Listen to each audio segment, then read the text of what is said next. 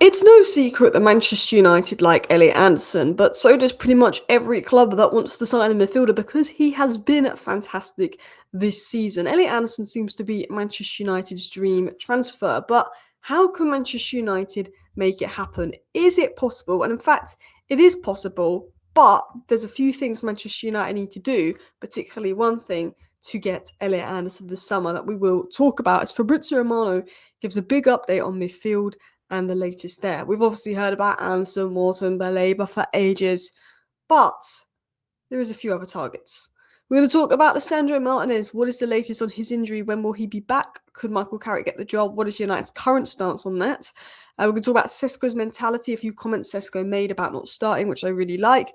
There's updates on Yan Diomande and updates on Rashford's departure, because I think it's very obvious. One of the things we learned from yesterday's game is we do need a left winger. I think Cunha's wasted at left wing, and obviously if you have an overlapping left back like Dorgu, it's going to get the best out of Cunha. No doubt in my mind on the left wing, and I think Luke Shaw being a bit defensive was noticed. But we will talk about the left wing towards the end of the video. But let's start with the injury update, the Carrick update, and then let's go into midfield and what United need to get Elliot Anderson to come. Lisandro Martinez's injury is a minor problem, and he may even be back in contention for Crystal Palace. So this is coming in from Chris Wheeler and Nathan Salt. They did a really good detailed report on loads of things today in regards to Manchester United. They actually mentioned Morgan Gibbs-White and a few things, and I might touch upon that in a live stream tomorrow. I do apologise for not doing a live stream today.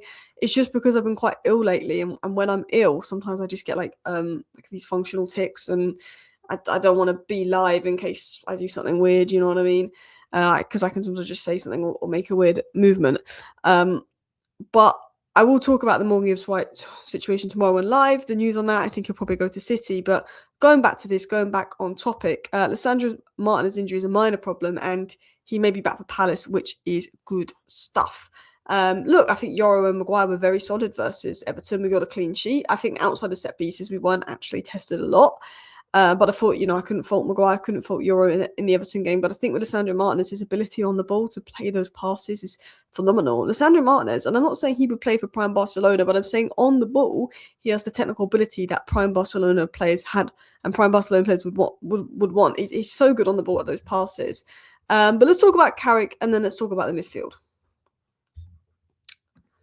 So Samuel Lotka said, from the United hierarchy's perspective, if they qualify for the UCL, playing crowd-pleasing football under a coach who's been in the building for 5 or 6 months, is respected by the players and revered by the supporters, it's logical to retain him. I mean, Samuel Lotka is basically saying if Michael Carrick ends up coming, 3rd or 4th and we play good football between now and the end of the season, it's very logical that we give him the job, which is, it is very logical. It doesn't take a genius to tell you that. My stance on this is, if we're looking at Carrick and Glasner, give the job to Carrick. But if all of a sudden you've got someone like Enrique knocking at the door saying, I want the Man United job, realistically, you're going to give it to Enrique unless Carrick does a madness. Now, I think, people are complaining that the West Ham game and the Everton game was boring. Yeah, there's been 2 boring games under Carrick and 4 fun, exciting games under Carrick. I don't think any team has had a season where every game has been a good watch. I think the Premier League this season is just boring in general. Of course, the Everton game wasn't the most exciting, but a lot of that was on Everton. Everton didn't come to play football. Everton came to foul us. Everton came to have set pieces and slow the game down. I think Carrick wants to play an attractive style of football, but it is just difficult in the Premier League this season. But look, if Carrick keeps continuing the way he goes, I'm more than happy to see Carrick get the job. But I think if there is an elite level manager that wants the job, that's when it's a debate. If it's between Glasner, Areola and Carrick, right now it's not a debate. But if there's a top level manager that wants the job, it is more of a debate. Let's get into the Elliot Anderson news. Also, guys, if you're new, this is my 10-minute news roundup video. Every single day on the channel, I actually do a 10-minute news roundup video, rounding up all the latest Manchester United news in 10 minutes for you guys. So, yeah, feel free to subscribe if you want daily news updates. But it was said by by Fabrizio Romano that Frank Era has obviously aggregated that Manchester United absolutely love Elliot Anderson. He is the player they are closely monitoring for the midfield in the summer. Now, before I get into the interesting update on this, what I think is interesting about this is Romano went on about Baleba, but we found out that Baleba was Amorim's dream. Baleba was Amorim's first choice. What I'm hearing is Elliot Anderson is Man United's first choice. Baleba was Amorim's first choice, but we still like Baleba because we believe that we've done the groundwork that he would come. have a feeling that Anderson is going to go to City. But Anderson is now United's number one priority. Anderson is who we love. Is Anderson possible, though? That is the question. Romano said that Man United have a crucial plan for midfield in 2026. They love Anderson, Forrest, and Sandro Tonali is appreciated. If we can go out and sign both Elliot Anderson and Sandro Tonali this summer, I would be in love. Getting one of them is very difficult. Getting both of them seems impossible. I'm not confident that we would sign these two players, but if we could, I am in love with that midfield. Oh my God, Elliot Anderson, Maino, Tonali, Bruno Fernandes, lovely stuff. We need another player in there for depth, for sure. Mateus Fernandes of West Ham is a good name there. You know, a young player like Muzakitis. If Tottenham get relegated, let's go with Bergvall. We're in dreamland here. But the feeling is Elliot Anderson is going to go to Manchester City. However, one thing can change this. Earning in excess of 100 million by qualifying for the UCL would have a big impact on United's ability to offer big money for transfer targets in the summer, but the club is still committed to moving high earners off the book.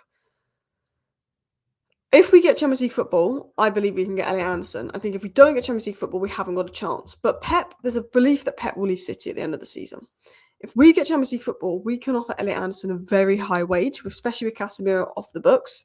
That may push him towards us over City. If we get Champions League football, we can afford the transfer fee for Anderson. We can compete in the market for Anderson. The one thing I'm thinking is those City 115 charges need to be looked at soon. They've spent 700 million since they got charged. Pep could be leading. I think if we get Champions League football, Elliot Anderson could come. I don't think he comes if we don't get Champions League football. I think he goes to City. There's a feeling he favours City. But I think if we do this one thing, which is getting Champions League football, we've got 100 million more to spend. We can offer higher wages. It's more attractive. It's more appealing. I think who our manager is, who City's manager is, and if we get Champions League football is huge. And I think Elliot Anderson will come, potentially, if we get Champions League football. I think without Champions League football, he goes City. But I think we can get him if we really threw everything at him and said, you are the number one. Like, we've got no midfielders. A guy is leaving, Casemiro is leaving. You're the guy. We're a bigger club than City. Let's talk about Benjamin Cesco. I don't think we need a striker in the summer because I think Abuma can play that, Cunha can play that, and I like Cesco. And I love them. What I like about Cesco is his mentality. He's not like Rasmus Højlund when we lose a game, but Rasmus Højlund scores and he goes, I needed that. Oh. But Benjamin Cesco says, I'm not even thinking, I have to start. I have to start. For me, it's just whenever the coach decides to put me on, there's one there one time or not, I'm just going to be there ready. Benjamin Cesco basically is coming off the bench. He keeps scoring. He's not complaining that he's not starting. He's just saying, look, you know, he's got 6 goals in 2026, the most non-penalty goals in 2026 in the Premier League. But he's saying, you know, I'm not thinking about that I should be starting or I have to start. I don't think like that. He's saying, I'm just going to be ready when the coach calls me. I like that. He's not complaining he's not starting. Garnacho would have put a transfer request by now if he'd been on the bench for 2 games. Garnacho would play shy, be on the bench for 2-3 games, complain. Cesco has been fantastic. He's been on the bench for a few games. He's saying, I'm not even thinking I have to start. He's saying, I'm not even thinking about that. That's mentality. Going into other attacking news, Romano said, Barcelona want to negotiate the €30 million buy option for Rashford, but United are insisting on the clause. They literally agreed to a clause. When you brought Rashford in on loan, you agreed to a 30 million clause. Pay it. Rashford's been good. Pay the clause. Barca are progressing in contract talks with Rashford. Barca want Rashford. Pay up. Because we need a left winger. So, I'm sorry, I'm not selling Rashford for 20 million when we desperately need a left winger. Do I want to bring Rashford back? No, because his head's at Barcelona. He doesn't want to come back. Do I like Rashford? Yes. But come on. Last but not least, Diomande is expected to command at least 80 million in the market. Man United, Tottenham, Liverpool and Bayern Munich are all interested. I'm not paying more than 50 million for him. I think he's a good winger, but I'm not paying more than 50 million for him. I can't lie. I'd rather go for Iliman Ndiaye. I'd rather go for a bit Prem proven. I know Iliman Ndiaye is more of a wing fielder and maybe we need a touchline winger. Look, I still think we should look at Kvaratskhelia. Apparently there's rumours he's not happy at PSG. I think he's a fantastic left winger. I know he's not hit the ground a lot this season, but I would still look at Kvaratskhelia. I think he's a good player. For me, Kvaratskhelia, Nathaniel Brown, Tonali, Elliot Anderson would be and Mateus Fernandes. They would be my 5 dream signings. It's not going to happen, but that would be some nice business. Anyway, people, thank you so much for watching today's 10-minute roundup. I will be back tomorrow. See you next time. Bye.